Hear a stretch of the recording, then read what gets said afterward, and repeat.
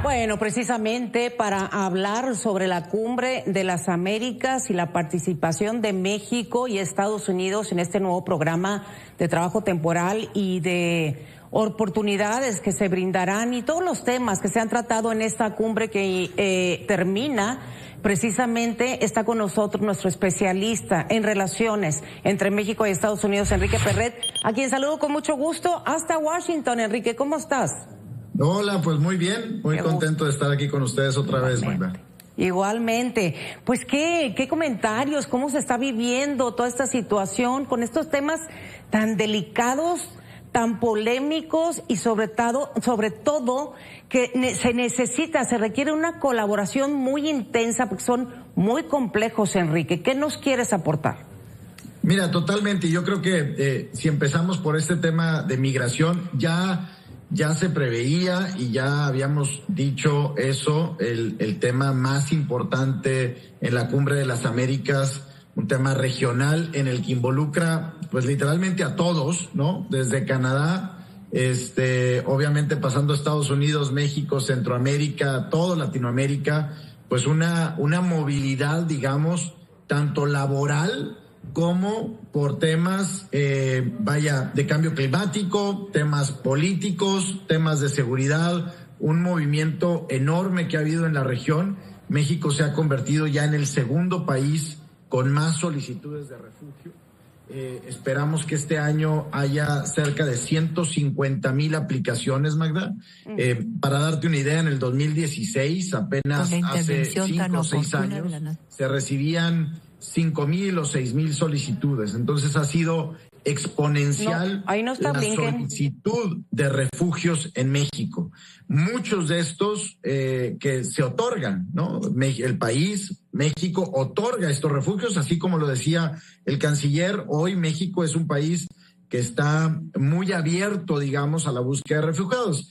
Ahora, lo que otros países dicen es, necesitamos encontrar vías mucho más institucionales, no solamente el tema de refugiados, sino trabajadores temporales que puedan venir, trabajar, regresar con algo de dinero a casa y que prevenga que otros quieran migrar, otros miembros de su familia.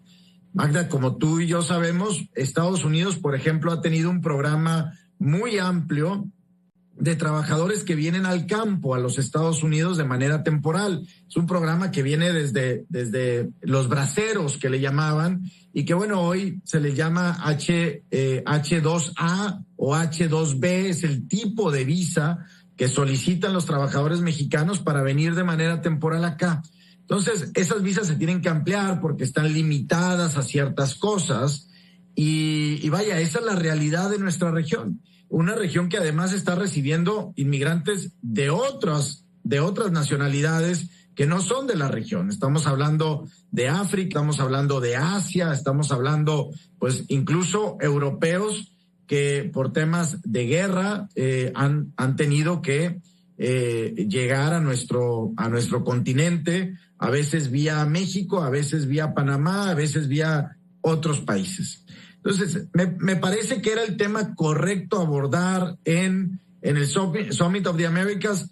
Desgraciadamente, y por muchos temas muy complejos y por muchos factores, pues cuando hablas de una migración de Nicaragua y no tienes a Nicaragua sentado en la mesa, ¿no? O a su representante o líder, pues es difícil llegar a un acuerdo, ¿no? O cuando hablas de temas de Guatemala, El Salvador, Honduras, y no están los líderes de esos países ahí sentados, o porque no fueron invitados, o porque se resistieron a ir, porque no habían sido invitados otros, etcétera, pues es difícil. Me parece que en el caso de México, aunque el presidente López Obrador haya decidido no ir, me parece que la representación con el secretario Ebrard, con la secretaria Tatiana Cloutier y con muchos otros funcionarios, pues se cubrió y se cubrió bien. Habrá que ver los resultados, ¿no? Exactamente, que lleguen a los acuerdos y los resultados, porque efectivamente el papel de México fue bueno a través de estos funcionarios que nos indicas, Enrique. Y por otra parte, hubo una audiencia en el Congreso de Estados Unidos sobre aquel asalto al Capitolio en 2021, digamos que, porreado con la venia de Donald Trump en aquel entonces. Es correcto, y me parece que esta audiencia, allá más de un año, pues estamos hablando de enero del 2021, pues ya estamos a 1 año y 4 meses casi, y principalmente liderado por congresistas, senadores, senadoras demócratas, pero hay que decir, por ejemplo, en la audiencia del día de ayer hubo una senadora republicana que participa ahí, la senadora Cheney, y vaya, es esta audiencia en donde estarán participando múltiples voces, desde los policías o los elementos de seguridad que participaron en la defensa del Capitolio, como otros actores relevantes alrededor de ese día. Me parece que lo que los demócratas quieren demostrar es que hubo una intención del entonces presidente Donald Trump de invitar a sus correligionarios, o a incitarlos a participar de esa protesta, pues que termina evidentemente en lo que todos conocemos, un acto de asalto y de violencia ante pues el Capitolio, ¿no? Y si los demócratas llegaran a comprobar esto con hechos, con evidencia, etcétera, pues me parece que tendrá un resultado tanto en las elecciones de este año, 2022, elecciones intermedias en donde se eligen principalmente a congresistas, pero también podría tener una incidencia muy importante en el 2024 si es que el presidente o el expresidente Donald Trump decide postularse nuevamente. Muy interesante todo lo que está sucediendo, muy importante las diferentes voces, precisamente por esto que implica, que nos explicas, es un tema relevante en la política en este momento en Estados Unidos, donde la intención precisamente de Donald Trump es volver a la contienda.